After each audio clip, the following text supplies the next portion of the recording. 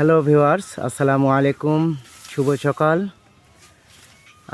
আজ 22শে নভেম্বর, 8 অগ্রহায়ণ। ঠান্ডার প্রকোপ আস্তে আস্তে বাড়তে আছে। আমি এসেছি আজকে পানের বরজে। এখানে অলরেডি পানের বরজ বিচুলির মাধ্যম দিয়ে, অর্থাৎ নতুন বিচুলি উঠছে, ধান উঠছে, ধান ওঠার পরে যে বিচুলিটা হয়েছে, এই বিচুলির মাধ্যমে এখানে চাল ছাওয়ার কাজ চলতেছে। আসলে আমি এই বরজে এর আগেও একটা প্রতিবেদন আমি করেছিলাম, বলেছিলাম যে এই চাষি যিনি আছেন ইনি অত্যন্ত দক্ষ একজন চাষি। তার কাজ সব সময় অগ্রিম করে থাকেন, আর সে অগ্রিম কাজ করতে অভ্যস্ত এবং ভালোবাসেন। সে জানে যে বরজের কাজ সময় মতো যদি সময়ের কাজ না করতে পারি তাহলে আমার এই বরজ ঠিক মতো থাকবে না। তো আজকে আপনাদের জন্য আমি যে ভিডিও করতেছি এটা দেখেন, আপনাদের দেখাবো বরজের চাল কেমনভাবে ছাইতে হয় আর কি দিয়ে ছাইতে হয়। এখানে বিচুলি আছে, এখান থেকে বিচুলি নিচ্ছে। বিচুলি আগে তো এটা ঝাড়াঝাড়ি হইতো, তো এখন আর ঝাড়াঝাড়ি করে না। তো এখন এই বিচুলির মাধ্যমে এই চালের উপরে দিচ্ছে।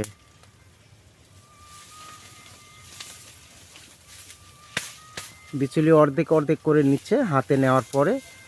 ওই যার মধ্যে দিতেছে ওটাকে বলা হয় তিয়াট। তিয়াটের মধ্যে আংশিক কিছু বিচুলি দিচ্ছে যাতে কুয়াশা ভিতর দিয়ে না আসতে পারে। এইদিকে দেখবেন, আপনারা একটু লক্ষ্য করবেন যে ফাঁকা জায়গাটা আছে, এই ফাঁকা জায়গার মধ্য দিয়ে যাতে কুয়াশা না ঢুকতে পারে সেই উদ্দেশ্যে কিন্তু ওখানে বিচুলি দেওয়া।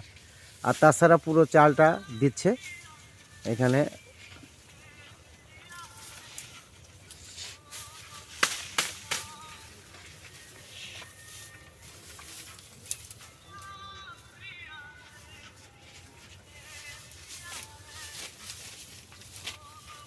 মাশাআল্লাহ।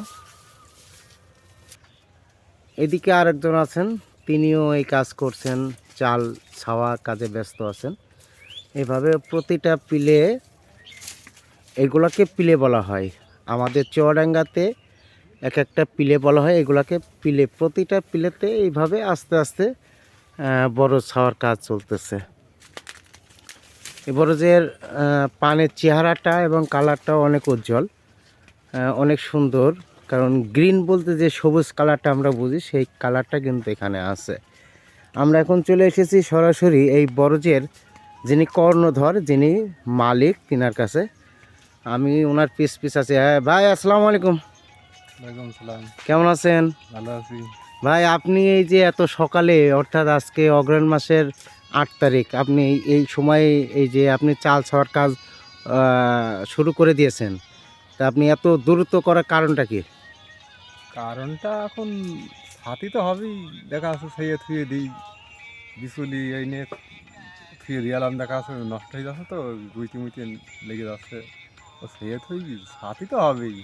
আর 2-5 দিন পরে থাকতে পারলে ভালো হইতো, কিন্তু সেইয়ে থুই।